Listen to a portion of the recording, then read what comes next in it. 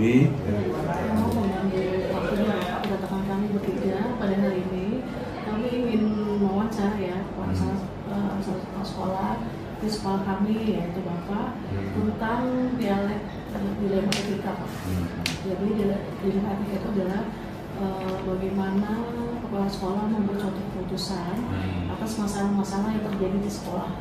Jadi bagaimana Bapak menyikapinya, antara mungkin ini kejujuran atau memang dilemanya itu dengan kepentingan orang banyak atau segelintir orang itu. Baik, pertanyaan pertama sudah siap ya Pak ya? Ya, siap ya. Dari pertama gini Pak, selama ini bagaimana Bapak dapat mengidentifikasi kasus-kasus yang terjadi di sekolah, dan itu merupakan dilema etika bagi Bapak sebagai seorang pimpinan sekolah?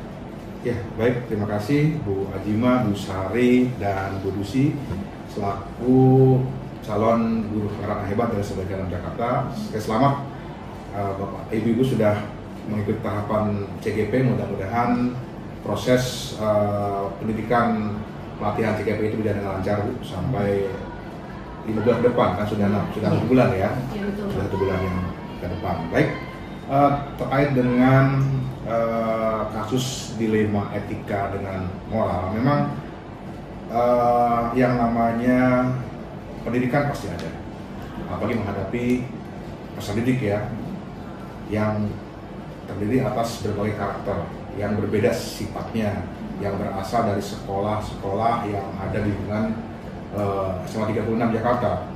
Apalagi pada saat masa sebelumnya, masa COVID, di mana para siswa itu belajar di rumah yang tanpa terkontrol oleh Bapak Ibu guru yang mengajar. Nah, ketika masuk ke sini tentunya banyak siswa yang melanggar aturan tata tertib yang sudah dibuat. Yang menarik, dilema etika itu kan ketika kita menghadapi kasus yang dialami oleh siswa, menurut aturan itu adalah bahwa itu memang melanggar aturan, ya kan? Secara aturan benar bahwa itu melanggar aturan. Tapi ketika kita memutuskan, kadang ada dilema bagi kita, karena bagi saya sebagai kepala sekolah yang tentunya bisa memutuskan hal-hal yang berdampak juga bagi anak itu. Sebagai contoh kasus yang terjadi di sekolah kita ini kan, ketika kita sama-sama tahu bahwa di kelas 12 kemarin kan memang waktu itu secara informasi bahwa ada salah satu siswa putri yang katakanlah merit by accident, kalau tidak salah gitu kan. Kemudian saya sebagai pimpinan, kalau lihat aturan kan memang udah salah ya, dalam artian anak itu memang harus dikembalikan secara aturan, karena masa usia SMA itu kan tidak boleh ya, kecuali kalau dia sudah abang kuliah.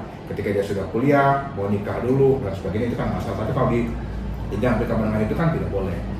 Nah, akhirnya dengan berbagai pertimbangan, masukan dari tim, ketika kita menghadapi anak itu, jadi kita ada dilema. Karena apa? Karena anak itu kan sudah kelas 12. Itu masa-masa tinggal menjelang ujian sekolah. Ketika kita sekolah dalam hal ini memutuskan anak itu untuk dikembalikan sesuai aturan, itu kan anak itu akan terbengkalai ke sana. Ya kan? Inilah yang harus kita pikir baik-baik. Ya, sehingga kami memutuskan ya, walaupun secara peraturan itu adalah benar untuk dikeluarkan, tapi secara apa tadi ya, kemanusiaan, untuk masa depan si anak kita kan tidak tahu bagaimana. Kalau dia putus sekolah kan jelas kita masa depannya terganggu. Tapi kalau dia sudah lulus, kemudian ada kegiatan, kan berarti kita juga di samping itu bisa membantu masa depan mereka seperti itu. Juga kasus menarik sama di kelas 12. Waktu kan ada kejadian tawuran belajar ya, tawuran belajar yang di luar jam sekolah. Tapi karena di luar jam sekolah melibatkan anak kita, ada anak kelas 12, ada anak kelas 11. Waktu itu kan dengan berbagai pertimbangan secara aturan benar harus dikeluarkan, ada peraturan jelas, tawuran, ya kan. Bahkan kita juga sudah rapat berkali-kali dengan manajemen, dengan orang tua dan guru, putuskan. Tapi ketika ada masukan dari atasan kita yang mengatakan bahwa itu betul sudah kelas 12, kasihan, udah mau ujian, nanti bagaimana nasibnya, kembali lagi itu dilema bagi kita. akhirnya ya sekolah memutuskan oke lah diberikan kesempatan kepada mereka untuk menyelesaikan pendidikan di kita. Itu yang terjadi seperti itu. Baik Pak, berarti Bapak sebagai seorang pimpinan Pak sekolah itu sudah memutuskan hal itu yang terbaik ya Pak. Iya. Di antara permasalahan dengan KTK hal itu terbaik. Berarti itu bertentangan dengan peraturan ya Pak. Iya betul. Bagaimana Bapak menyikapi ini? Maksudnya untuk di sekolah mungkin sudah terrealisasi, kita beri kesempatan kepada siswa tersebut untuk sekolah lagi. Nah, bagaimana untuk ke atas atau ke masyarakat Pak? Iya. Bagaimana? Ya memang itu tadi. Ketika kita sepakat menghadapi kasus itu, kita berdiskusi dengan teman-teman, dengan Bapak Ibu guru diputuskan bahwa itu dikembalikan. Dengan risiko, kita udah mempertimbangkan risikonya kalau ini ada makan apa pada adik-adiknya, itu pasti dari kita. Maka kita bertahan, tapi ketika tadi memikirkan si anak itu misalkan pada saat injury time mau lulus, mau ujian, kan di awal-awal semester genap ya, di Januari Februari kan, sementara bulan Maret sudah ujian kan, mereka juga sudah tidak bisa lagi mendaftar kemana-mana karena sudah terdaftar di data peserta ujian sekolah kan. Nah ini ya pasti ya terutama anak-anak ya Pak ya, anak-anak yang lainnya itu juga berdampak. Mungkin untuk yang kasus perempuan tadi mungkin tidak mencuat ya, yang tahu hanya kita saja, walaupun ada beberapa kelasnya kan tidak tahu karena saya juga bersumber dari situ. Awalnya ketika ada kasus yang anak-anak mengambil motor ya kalau tidak salah tuh ya, mengambil motor kemudian pinjam uang ke situ, kemudian Pak ini dipakai untuk ini, baru kita telusuri ternyata memang mengaku, cuma itu kan tidak tahu siapa yang melakukan itu sampai ke orang tuanya siapa tidak. Untuk kasus-kasus yang tadi yang berdampak, saya khawatir juga ke masyarakat. Nanti kan namanya tawuran itu kan suka turun-temurun ya, khawatir itu gitu kan. Maka wanti-wanti kepada anak-anak kita semua ya agar mereka tidak mencontoh kakak-kakaknya. Alhamdulillah sampai sekarang mudah-mudahan tidak terjadi. Apalagi kita bersama dengan kepolisian ya, Babinsa, Babinmas ya untuk hal seperti itu. Ya pasti ada kekhawatiran lah gitu seperti itu. Berarti Bapak sudah melakukan langkah-langkah prosedural ya Pak untuk mengembalikan siswa tersebut ataupun memberi kesempatan kepada siswa yang tawuran untuk bisa mengikuti ujian akhir. Langkah apa yang Bapak lakukan pertama kali? Sejak dulu Pak. Tentunya ketika kita ada masalah ya tadi kan mau ini bahas dulu kan bahwa masalah ini nilainya apa nih? Apakah nilai yang jelas ketika siswa menghadapi masalah kita lihat dulu apa sih masalahnya.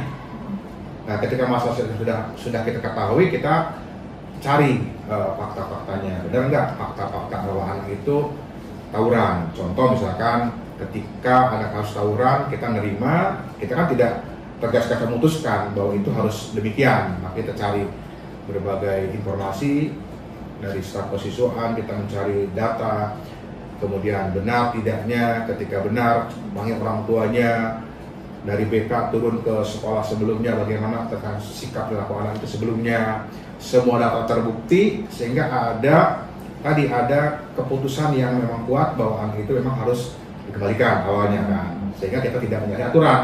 Ketika sudah ada informasi ini masalahnya udah jelas ini ya, ada pengakuan, ada orang tua yang tidak mengaku dengan melindungi anak itu semua memberatkan sebenarnya. Tapi ketika di akhir final kita benar salah di pertimbangan itu ya, itu kita berat di situ Bu ya. Tapi ketika kembali lagi bahwa ternyata aturan yang mengatakan bahwa sekolah itu kan melakukan pembinaan agar anak itu berubah. Nah, kalau mungkin di kelas 11, di kelas 12 kan pembinaan itu mungkin bisa saja peraturan ditegakkan dalam artian mengundang orang tua. Sebenarnya anak yang kelas 11 pun sama, ketika orang tua sudah siap, cuma karena kasusnya kan ada kelas 12 kenapa dibiarkan, kelas 11 dikembalikan kan juga pasti akan menimbulkan masalah kembali kan. Ketika anak kelas 12 tetap berlanjut, anak kelas 11 tiba-tiba dikembalikan bahasa kasarnya, kan pasti akan menuntut kembali, bahkan masalah kembali. Oke lah, akhirnya kan putus tengah jalan dengan kasus yang seperti itu gitu kan.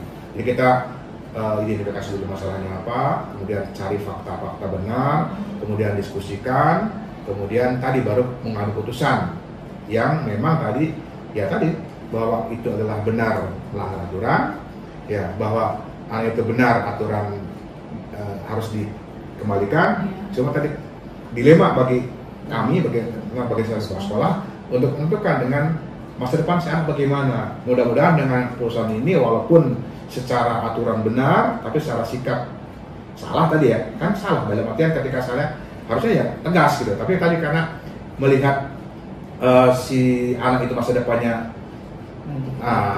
kita putus kan akan bermasalah. Siapa tahu anak itu berbuat tidak baik, mungkin masa depan akan jadi lebih baik seperti itu. Gitu. Ya Pak, lanjut ya Pak ya. Iya.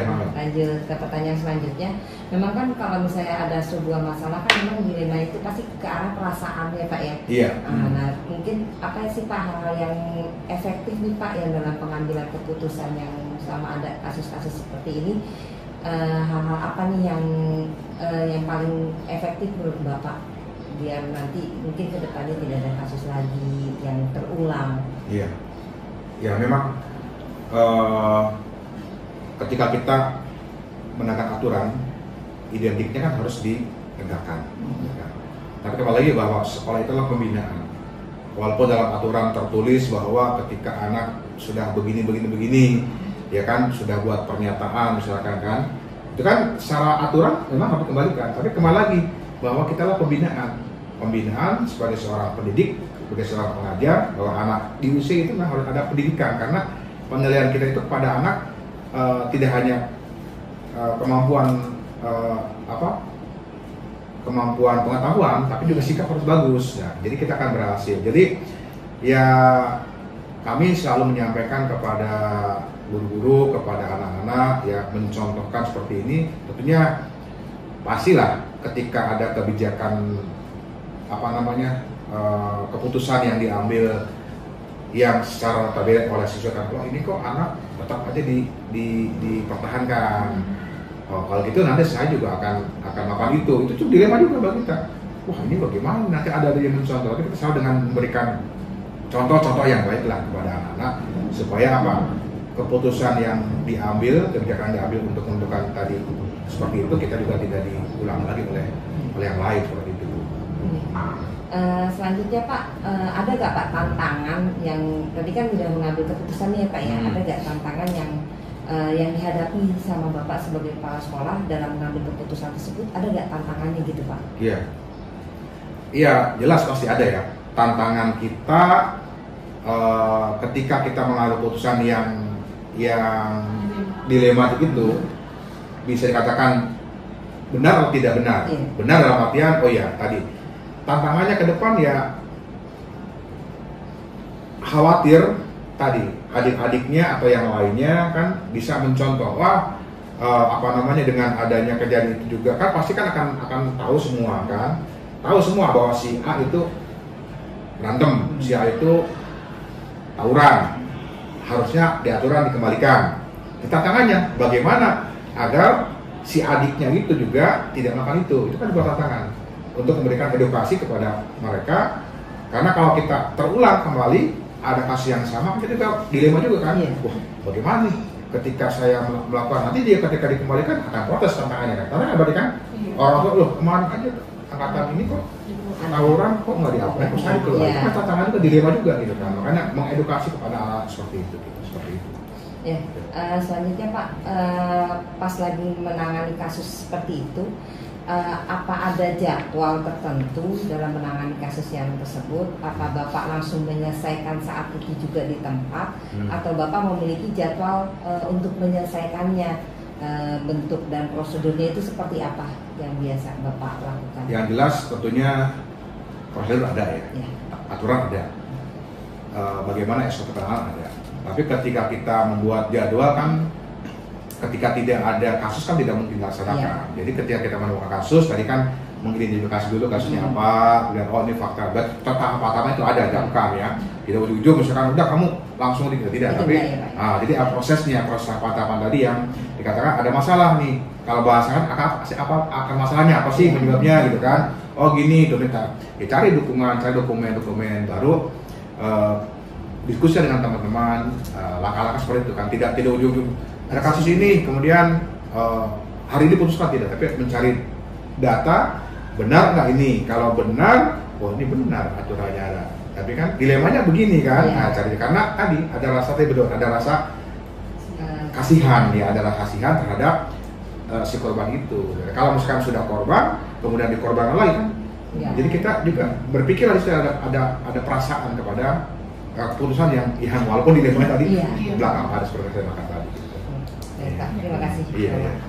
Saya dilanjut ya Pak ya. Iya. Kira-kira pada saat Bapak melakukan pengambilan keputusan dalam kasus-kasus tadi yang Bapak sebutkan dilema etika tersebut, ada nggak sih Pak seseorang atau faktor-faktor apa yang selama ini mungkin mempermudah Bapak atau membantu Bapak dalam mengambil keputusan tersebut?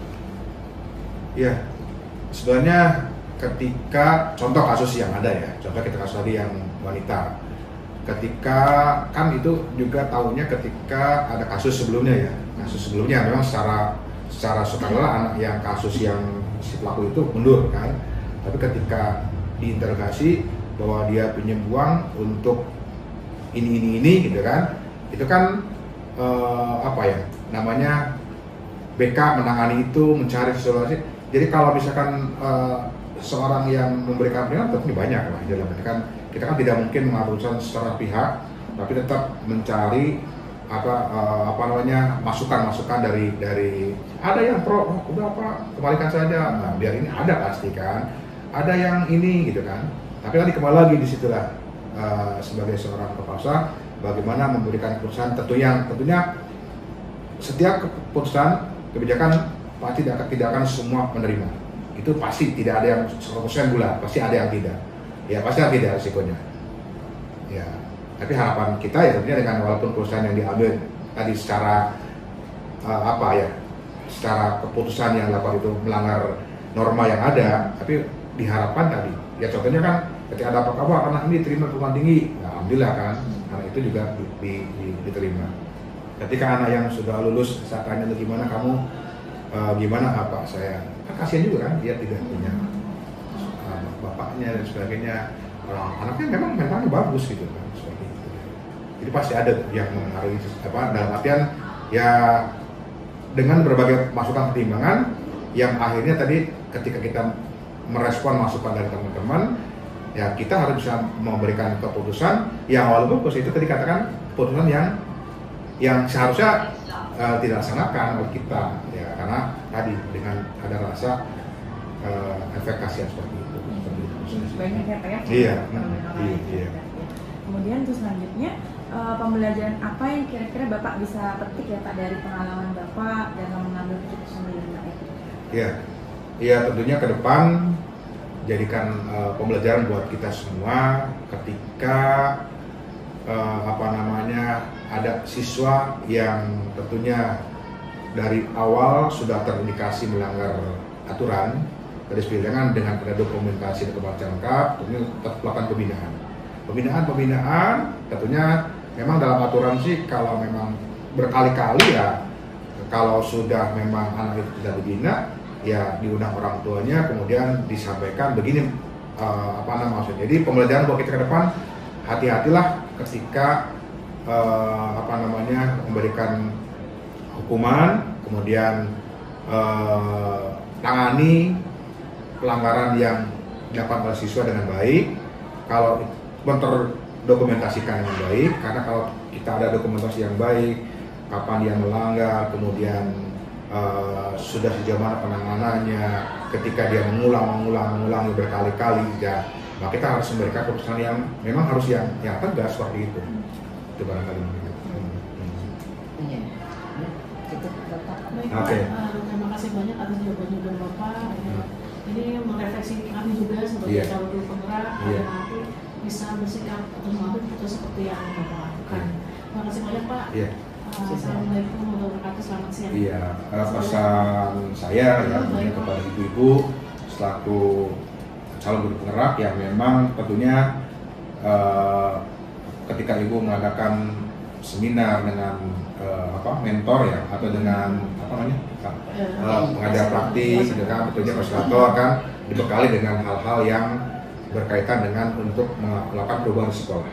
Harapan saya bantu sekolah ya untuk mengingatkan kepada teman-teman kita untuk berubah ke arah baik karena berat kalau hanya kepala sekolah, apalagi dengan dukungan ibu-ibu nih yang tentunya sudah mulai menjadi contoh teladan agar tentunya ya berubah gitu kan.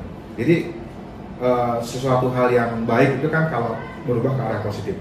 Ya selamat, ikuti terus program itu, mudah-mudahan sukses dan bisa sesuai dengan regulasi yang ada di pemerintah ke depan, Bapak Ibu-ibu semua bisa melaksanakan apa yang diceritakan. Sukses semuanya ya. Terima kasih Pak ya. Maaf.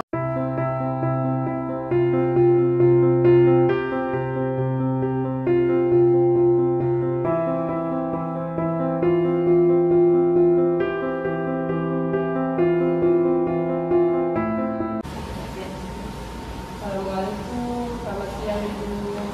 Waalaikumsalam, selamat siang Bu Hilya, Bu Putri dan Bu Uci. Ibu mohon izin Ibu, siang ini saya, kemudian Bu Asi dan juga Bu Lucy akan izin untuk mewawancara Ibu terkait langkah-langkah dalam pengambilan keputusan, utamanya dalam kasus yang terkait dengan dilema etika.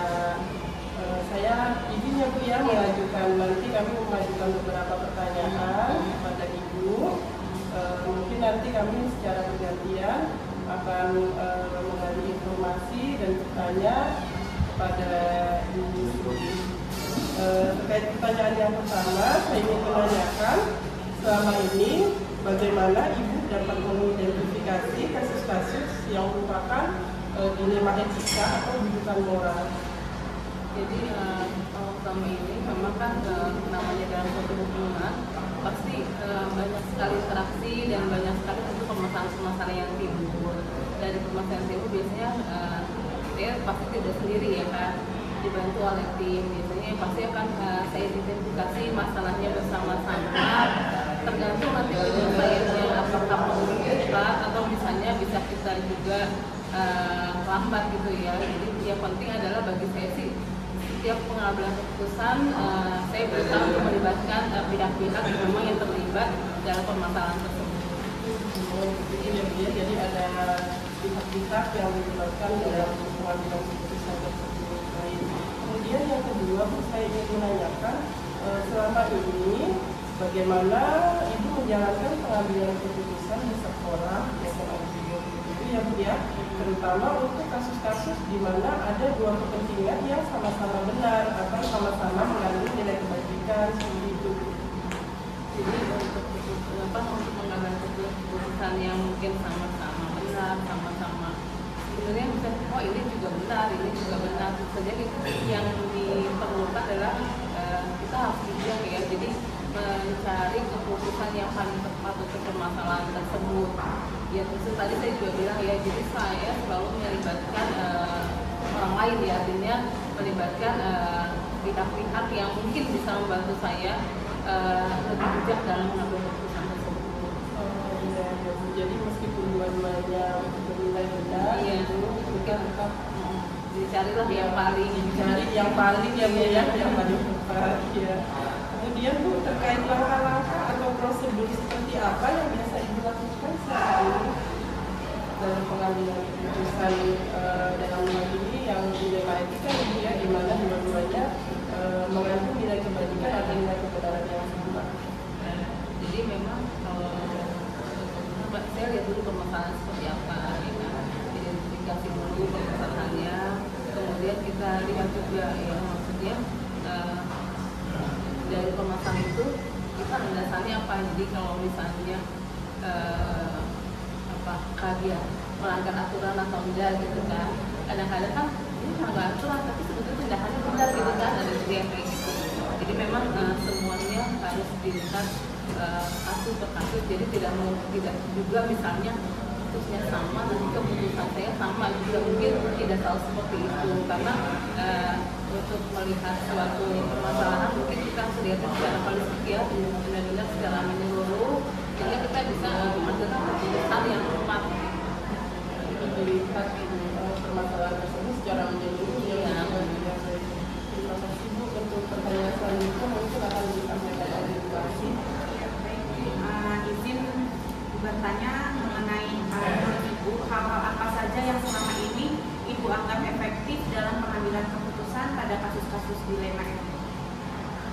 Jadi seperti yang sudah saya sebutkan ya, sebelumnya kita lihat kasusnya ini penyelesaiannya bagaimana, apa perlu segera atau tidak gitu kan. Ketika kita misalnya perlu segera kan berarti mungkin pertimbangan kita juga harus cepat ya gitu ya.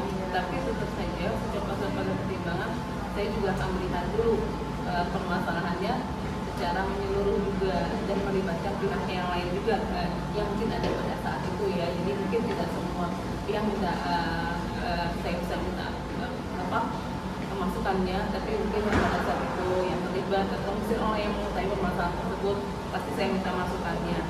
Jadi selalu melibatkan ya, artinya saya kalau nggak mau ketemu nggak sendiri, apalagi kalau itu menyangkut